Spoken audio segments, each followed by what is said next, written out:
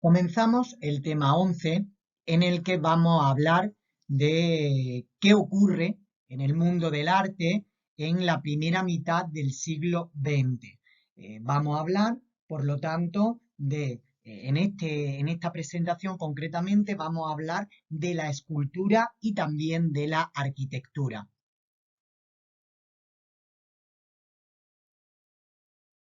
Mirad, con respecto a la escultura, lo primero que tenemos que tener muy claro es que en este momento van a desarrollarse dos conceptos que van a, bueno, transformar la idea que tenemos de escultura y que van a ser los que permitan una nueva perspectiva de la escultura del siglo XX. Por un lado hablamos del hueco y por otro lado vamos a hablar del movimiento mecánico. Y estos dos conceptos se van a valer de la utilización de nuevos materiales, especialmente el alambre, así como también la chapa de hierro fundida, que será recortada y soldada de manera industrial.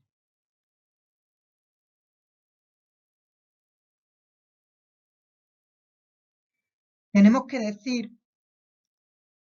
el hueco, como vemos ahí, no es más que introducir el vacío a una escultura. ¿Por qué? Porque tradicionalmente la escultura se había desarrollado en un cuerpo sólido.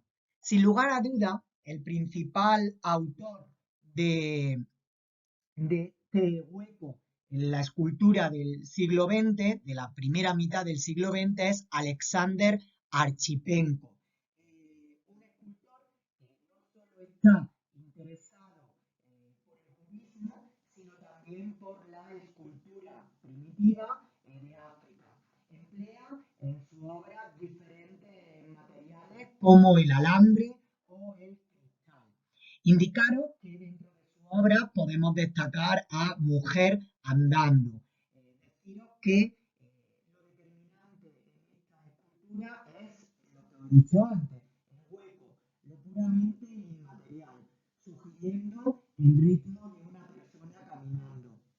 El torso es casi inexistente y enfrentado, descomponiendo todos los planos posibles de la figura, por lo que juega con los volúmenes cóncavos y convexos. Por la fecha y sus características, está considerada como una obra clave en la historia de la escultura del siglo XX. También destaca la obra Mujer peinándose, bueno, en la que evidentemente debemos de dejar bastante claro pues ese juego con las formas cóncavas, con las formas convexas, espacios macizos y vacíos que permiten la introducción del aire, que permiten por lo tanto la introducción del hueco. Respecto a la escultura cubista, lo primero que tenemos que tener muy claro es que el cubismo tiene como objetivo fundamental la simplificación de los volúmenes que se recomponen según la necesidad en cada caso, alejándose cada vez más de la realidad.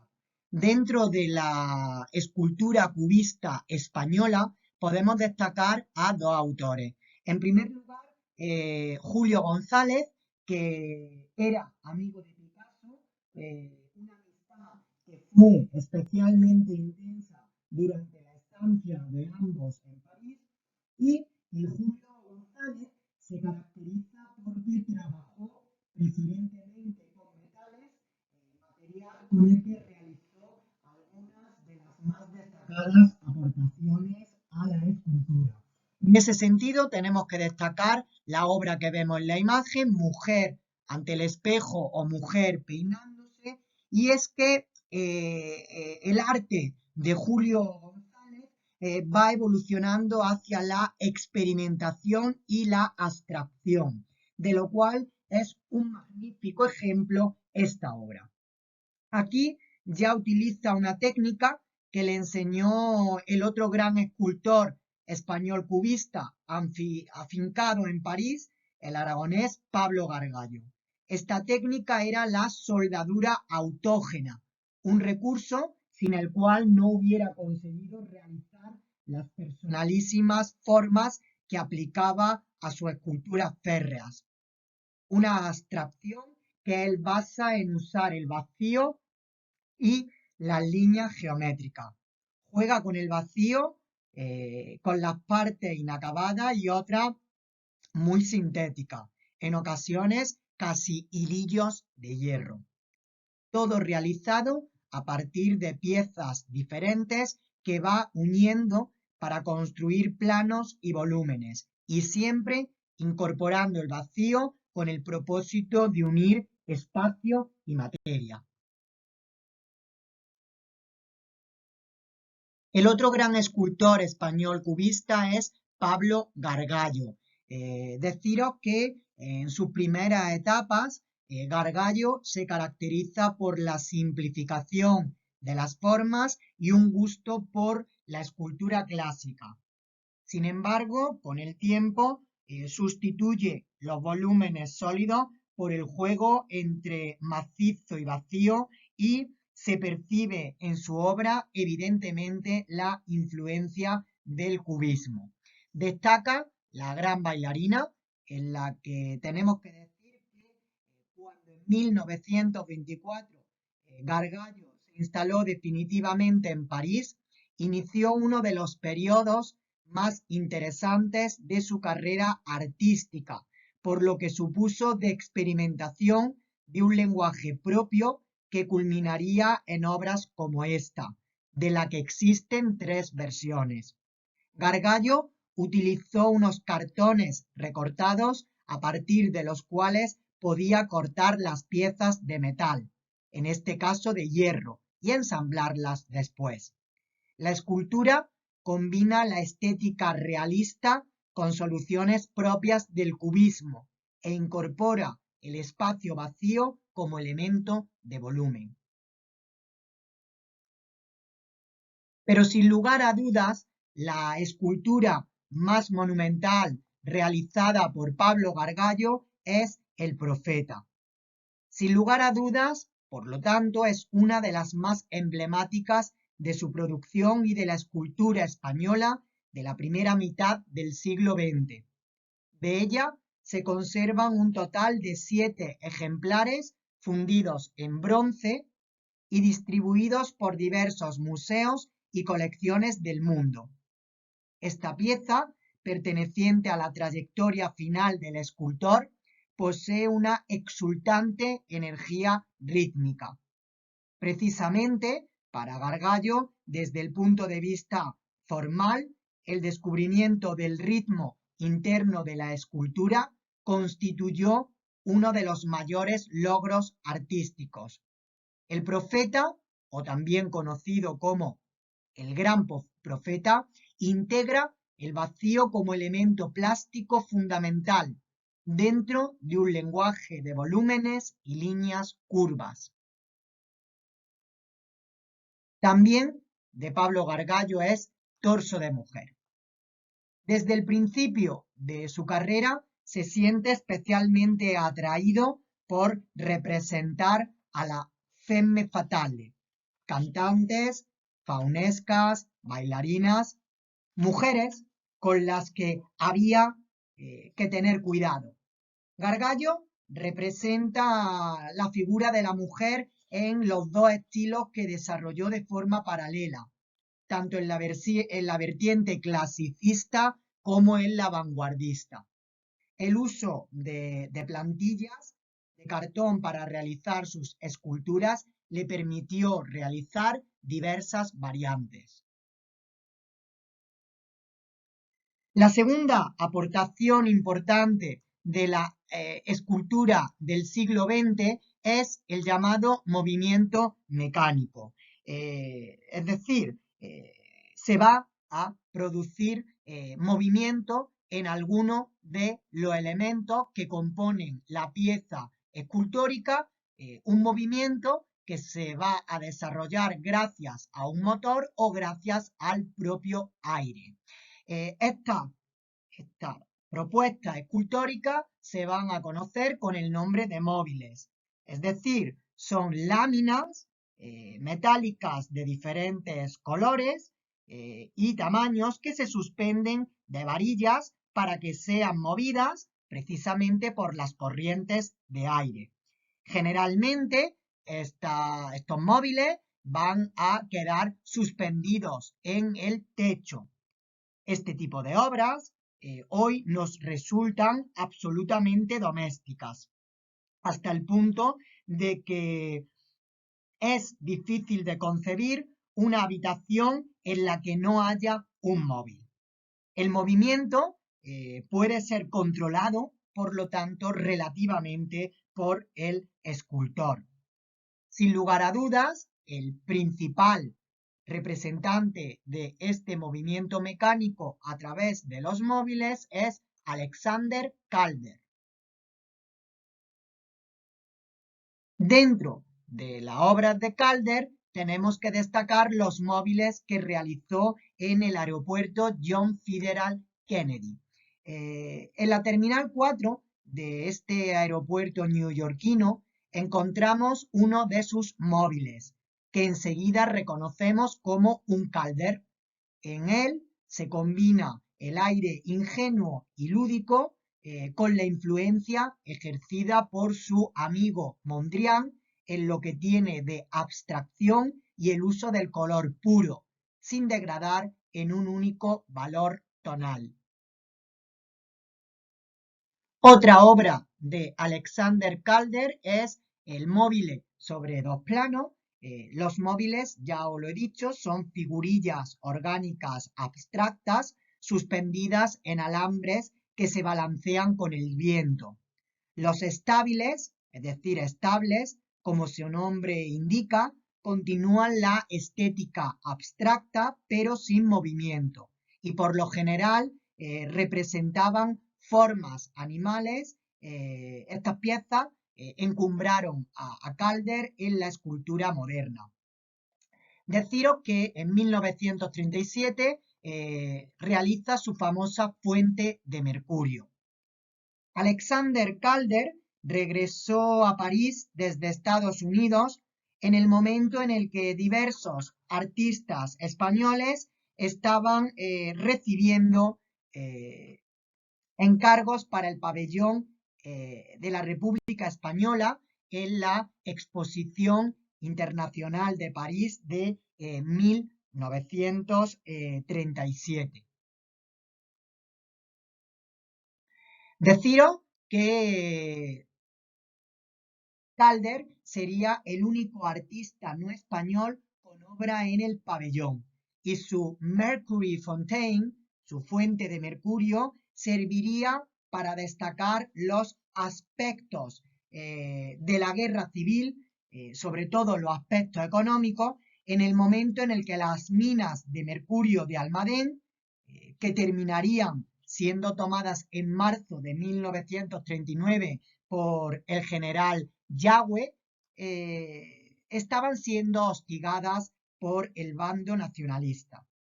El metal líquido brotaba del centro del estanque y circulaba a través de 3 bandejas metálicas que recogían el mercurio y lo conducían finalmente al depósito. Un doble arco de acero que recorría de lado a lado el estanque circular sostenía un móvil metálico con forma de paleta que vibraba por el movimiento provocado por la caída del mercurio. Este móvil incluía un gran círculo rojo y en la parte superior el texto Almadén, escrito en alambre de cobre. De esta manera vamos a hablar de la arquitectura de la primera mitad del siglo XX. Lo primero que tenemos que tener en cuenta es que tras el desarrollo del modernismo se abre un nuevo horizonte para el arte de construir. La arquitectura intenta ser la respuesta ante las necesidades que plantea la nueva sociedad, aprovechando al máximo el espacio, un bien preciado en las superpobladas urbes de nuestro siglo y creando espacios dignos y habitables en los que se desterrará definitivamente cualquier referencia al pasado. A principios del siglo XX, la arquitectura moderna rechazó las tendencias historicistas de la anterior centuria y asumió la transformación de un nuevo mundo caracterizado por el desarrollo técnico e industrial. El culto a la máquina marcó el signo de la arquitectura y la planificación urbanística de lo que se ha denominado movimiento moderno. En los primeros 30 años del siglo XX nos vamos a encontrar con dos grandes corrientes arquitectónicas. Por un lado tenemos que hablar del racionalismo, que plantea la búsqueda de una arquitectura basada en la razón que se adecue perfectamente a la función para la que ha sido pensada. Por lo tanto, lo ornamental en el racionalismo no tiene cabida y este se fundamenta en las formas puras y geométricas. Dentro del racionalismo tenemos que hablar de la escuela de la Bauhaus en Alemania, que fue la que introdujo el funcionalismo en Europa. También del grupo Stilg en Holanda, defensores del neoplasticismo holandés. En Suiza destaca la figura de Le Corbusier, sin lugar a dudas, el defensor más importante del nacionalismo, del funcionalismo, perdón. El otro o la otra corriente arquitectónica es el organicismo. Derivada del funcionalismo, surge esta tendencia arquitectónica. Su máximo representante es Wright, que es al mismo tiempo uno de los grandes arquitectos de la primera mitad del siglo XX. En primer lugar, vamos a hablar del funcionalismo de Le Corbusier.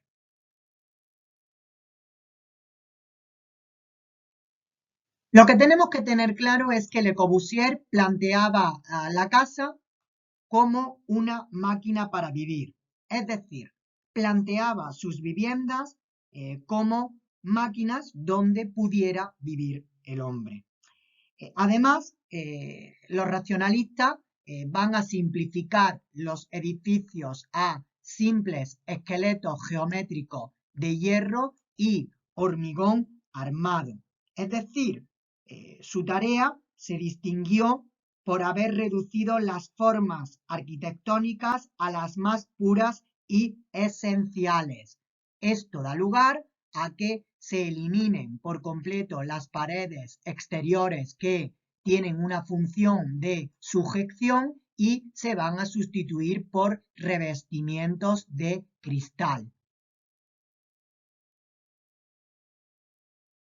Como ya os he dicho al principio, en Europa el funcionalismo entra de la mano de la escuela de la Bauhaus. La escuela de la Bauhaus se trata, veis aquí, de una escuela de arquitectura y artes industriales, o lo que es lo mismo, de un instituto de artes y oficios en el que los alumnos diseñan todo tipo de objetos con dos pretensiones fundamentales. La primera, por un lado, superar la tradición y por otro lado, tener en cuenta las nuevas tecnologías surgidas como respuesta a las necesidades del individuo, tanto fisiológicas como psicológicas. El fundador de la Bauhaus es Walter Gropius y surge en la ciudad alemana de Weimar.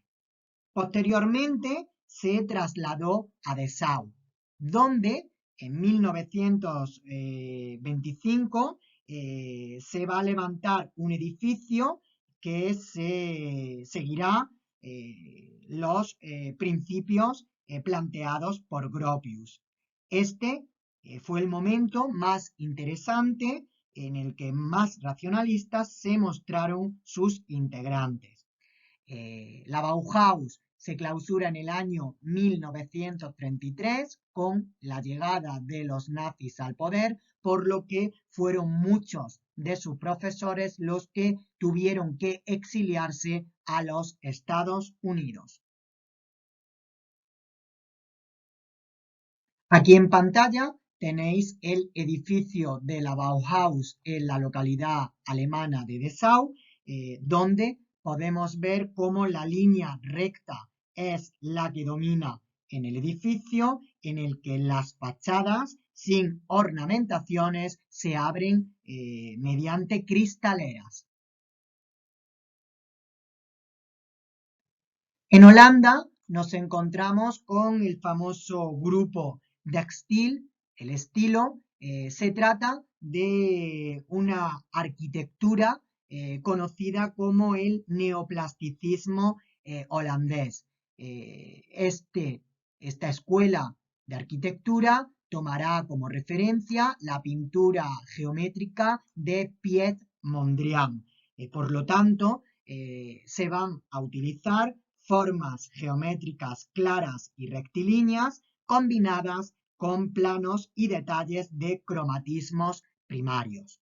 Vemos en pantalla la casa Schroeder de Gerrit Thomas Rietveld, su fachada creada a partir de la intersección de estrictas líneas verticales y horizontales, está decorada con ligeros elementos de color azul, rojo y amarillo, consiguiendo de esa manera reproducir un cuadro de Piet Mondrian en 3 dimensiones. Pero sin lugar a dudas, la figura más importante del racionalismo es Le Corbusier.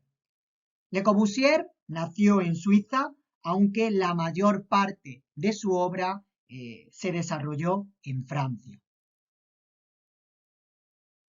Como teórico, Le Corbusier estudiaba los movimientos del hombre y dentro de su obra teórica tenemos que destacar la obra El Modulor.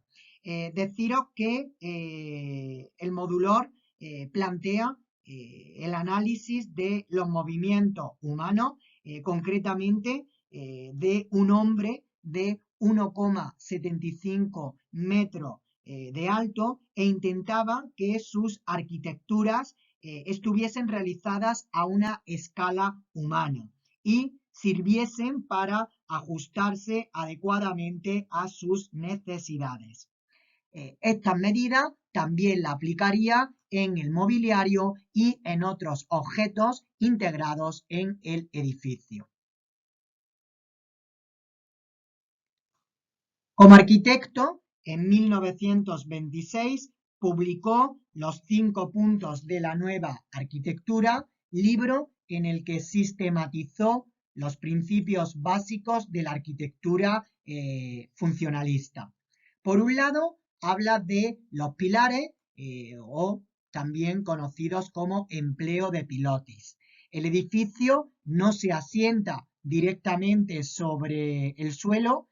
Se trata de que este edificio esté lo más posible separado de la tierra y se consigue además que este espacio sea transitable. Por otro lado, muy importante, tenemos que hablar de el jardín. El jardín plano es factible gracias al uso del hormigón. Por otro lado, la estructura se basa en un andamiaje de hierro y cemento, ya que Le Corbusier va a emplear techos planos. Las uniones del techo de hormigón se rellenan con arena que protege de las oscilaciones térmicas. Por otro lado, Le Corbusier también se va a caracterizar por una fachada totalmente libre y se va a adaptar a las necesidades de los clientes, lo que le permite plantear plantas cada vez más libres. Dentro de su obra tenemos que hablar, en primer lugar, de la Villa Saboya, en Poissy, realizada entre 1929 y 1931, que consiste en una estructura de hormigón armado encalado. De hecho, estuvo durante toda su carrera influido por la arquitectura mediterránea. Destaca los ventanales corridos, que están divididos por varillas metálicas y tienen mayor tamaño. Llegan a invadir el muro, puesto que éste ya no tiene la función tradicional de actuar como muro de carga. En esta obra se resumen los puntos o los 5 puntos en los que el arquitecto apoyará su lenguaje constructivo. Empleo de pilotes para levantar el edificio del suelo, cubierta en terraza, planta libre y ventana horizontales corridas para que la luz alcance todos los rincones. Y por supuesto una fachada totalmente libre.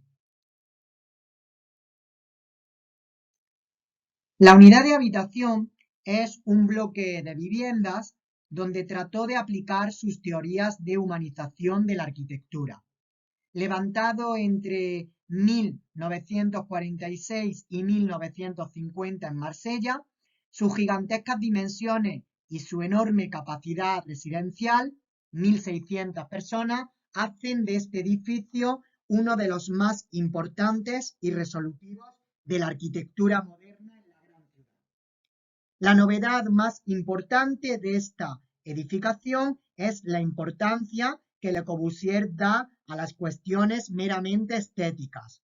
Así, su forma se adapta a las condiciones paisajísticas de Marsella.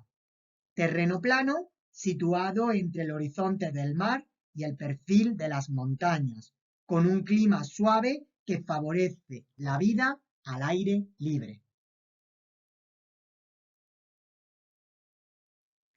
A partir de los años 50 se produce un importante cambio en la trayectoria de Le Corbusier.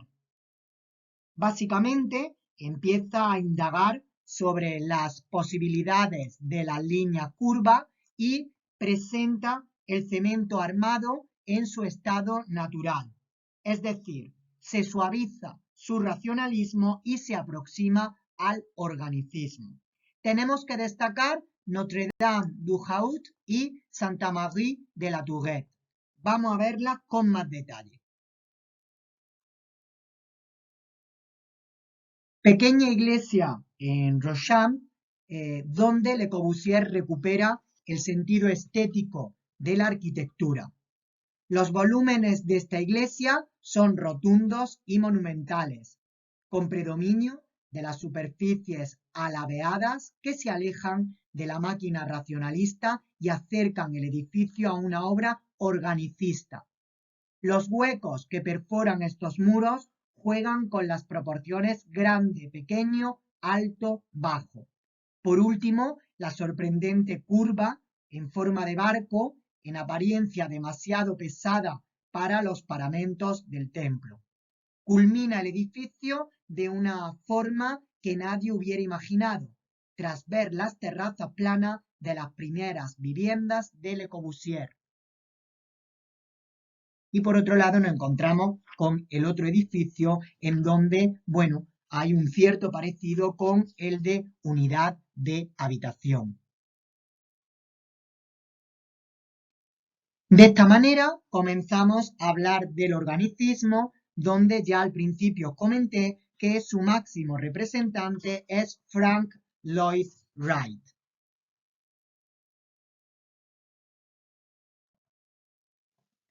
Por arquitectura orgánica debemos entender todas aquellas manifestaciones arquitectónicas que tratan de adecuarse y aliarse con la naturaleza. Su máximo representante es Frank Lloyd Wright y su arquitectura se define por dos ideas. En primer lugar, tenemos que hablar de la armonía del paisaje con los edificios. Dicho de otra manera, Wright apostará por una cuidada integración de la arquitectura en el entorno, conseguida por medio de la articulación de los volúmenes entre los que destacó la estructura horizontal. Por otro lado, este punto se puede definir con la idea de que Wright se interesó e investigó las relaciones entre el hombre y la arquitectura. De hecho, intentó plasmar a través de los elementos constructivos la psicología de las personas destinadas a habitar en ella. La arquitectura de Wright se puede dividir en tres etapas. Una primera etapa que iría entre 1887 y 1909, donde se caracteriza por la construcción de las Prairie House, las casas de la pradera.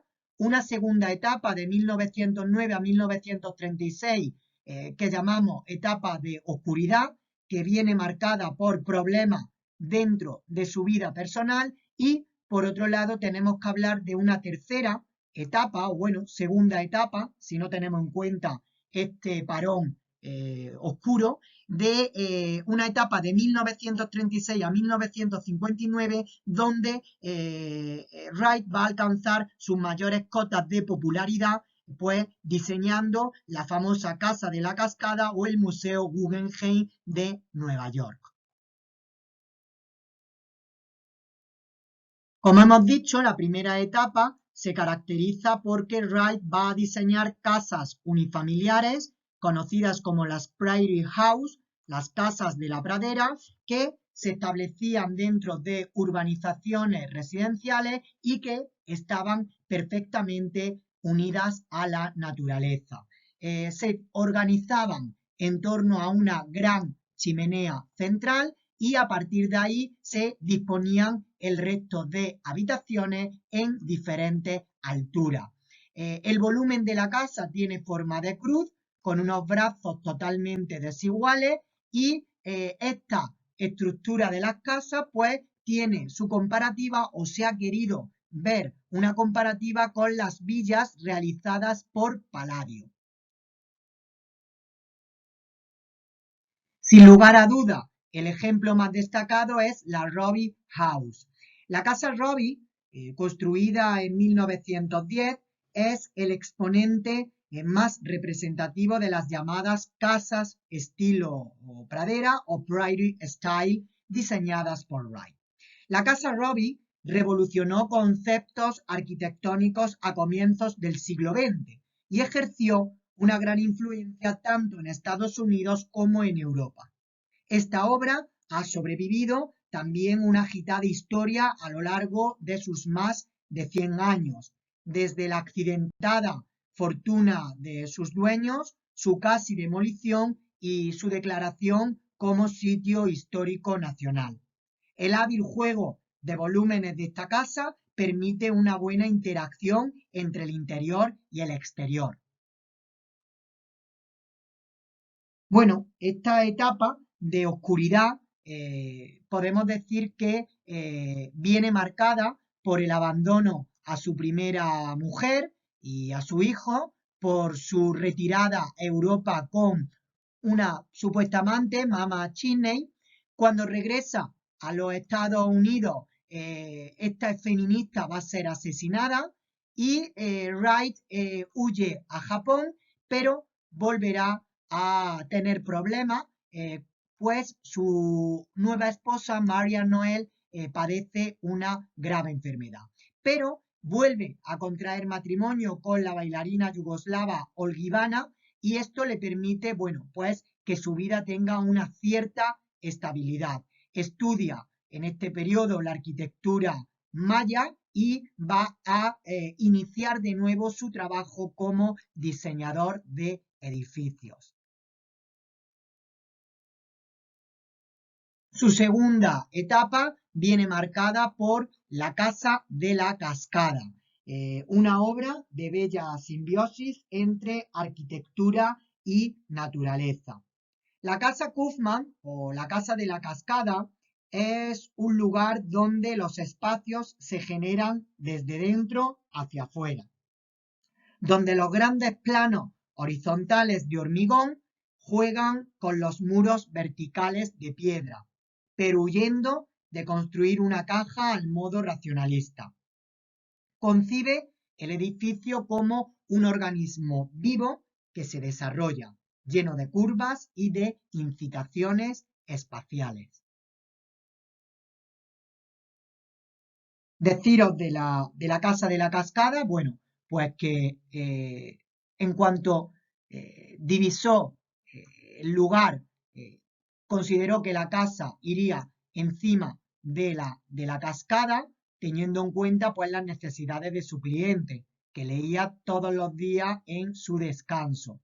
El proyecto, deciros que adquirió desde su origen un carácter de misterio. Incluso los propios colaboradores de Wright, bueno, difundieron la idea de que Wright había trazado el edificio tan solo en 2 horas, ¿vale?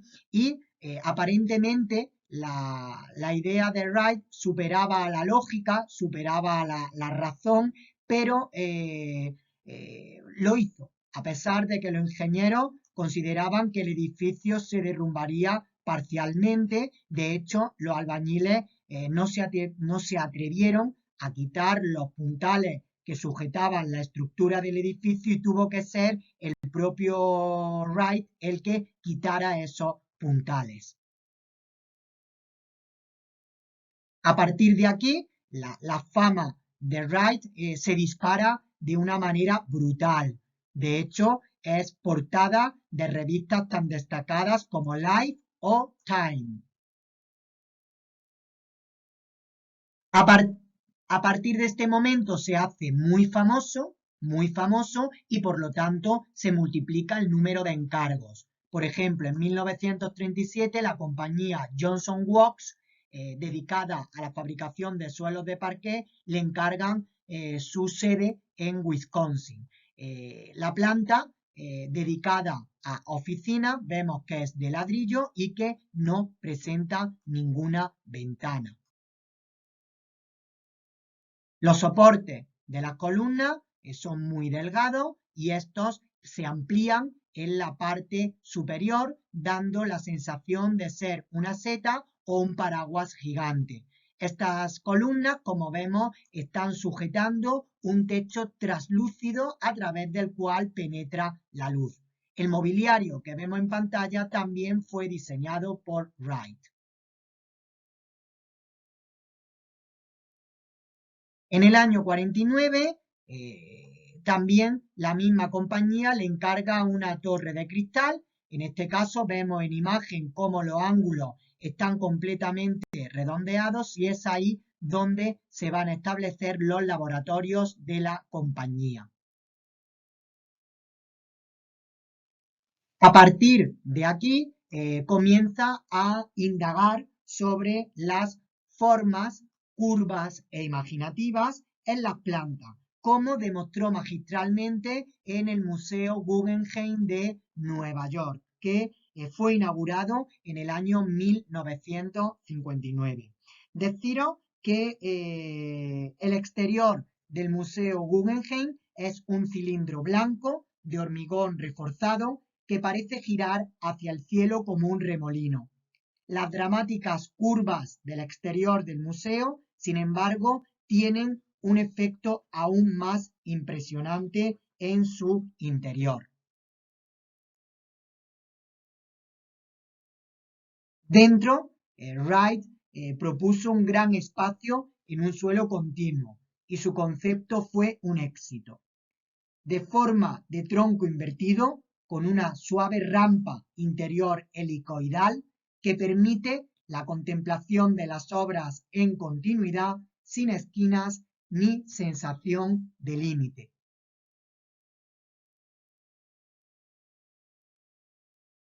Bien, pues con esto acabaríamos el tema sobre la arquitectura bueno, la escultura y la arquitectura en la primera mitad del siglo XX.